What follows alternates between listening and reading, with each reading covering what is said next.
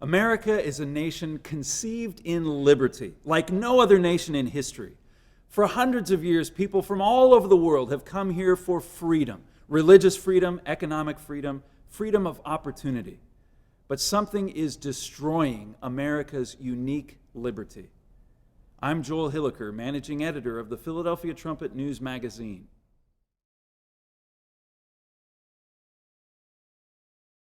How is it that more and more Americans, especially younger Americans, are embracing socialism and communism? These ideologies are very different from those established by America's founders. They are economic and political models that make this nation more and more like other nations in Europe and elsewhere, and less like America. Well, the reason is remarkable. During the Cold War, there was a lot of fear in America about the spread of communism. Now, most Americans today have come to think that that threat was overblown. But just look at how widespread and mainstream socialist ideas have become in America today. In the 2016 presidential campaign, an open socialist almost won the Democratic Party nomination. If Americans under the age of 30 were the only ones who voted, this man would now be president of the United States. His radical plans to multiply the power and size of government are still extremely popular. More and more Americans want the national government to run healthcare and other major sectors of the economy. This is a huge change in our nation's thinking, and it's happened pretty quickly. Is it possible that all that concern over communist infiltration might have been justified? This might sound like a kooky conspiracy theory, but you don't have to look hard to find evidence that communism is influencing America today. The political left is actually pretty open in advocating communist policies. When you look at the leaders in the Democratic Party today, they got their education from universities that were heavily influenced by communist thinkers.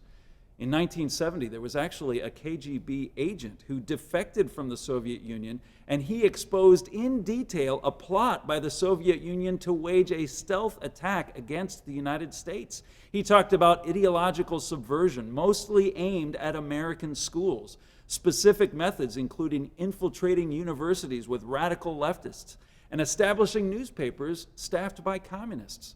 That's not a conspiracy theory. Go ask the average college professor if he's a socialist or a Marxist, and chances are he or she will tell you, yes, I am. The Communist Party USA enlisted the support of thousands of sympathetic professors. Documents from Soviet archives reveal that even after the Soviet Union collapsed, the Communist Party USA received $2 to $3 million a year from the Kremlin. Former President Barack Obama was influenced as a youth by Frank Marshall Davis, a card-carrying Communist Party member, a man who openly supported Joseph Stalin and who said the world's greatest threat was Anglo-American imperialist domination. Mr. Obama wrote in his biography that he attended socialist conferences and hung out with Marxist professors. There's a lot of evidence exposing the communists' deliberate effort to get inside the Democratic Party. Like Paul Kanger wrote, they wanted to transform it from the party of Harry Truman and John F. Kennedy to the party of Nancy Pelosi and Barack Obama. A book published in 2015 called The Real Watergate Scandal documents how President Richard Nixon worked to prevent this from happening. He was part of the effort to convict Alger Hiss, a communist spy who worked in the U.S. State Department. For that, Nixon became a target among those on the radical left.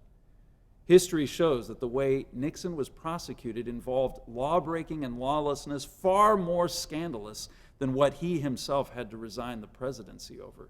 But today, the dominant message, especially among younger Americans, is to hate what Nixon or even Truman or Madison or Washington stood for, and to embrace the enlightened principles of Obama, Sanders, Davis, Engels, and Marx. Americans today are not living in the nation of our founding fathers or even of our own fathers. The ideas that many Americans are embracing are more radical than a lot of people realize. And we didn't arrive at this moment just spontaneously coming to recognize the wisdom in socialist and communist thinking. The fact that these ideas have become so popular is the result of a deliberate and amazingly successful strategy that was aimed at bringing down the land of the free and the home of the brave. I'm Joel Hilliker.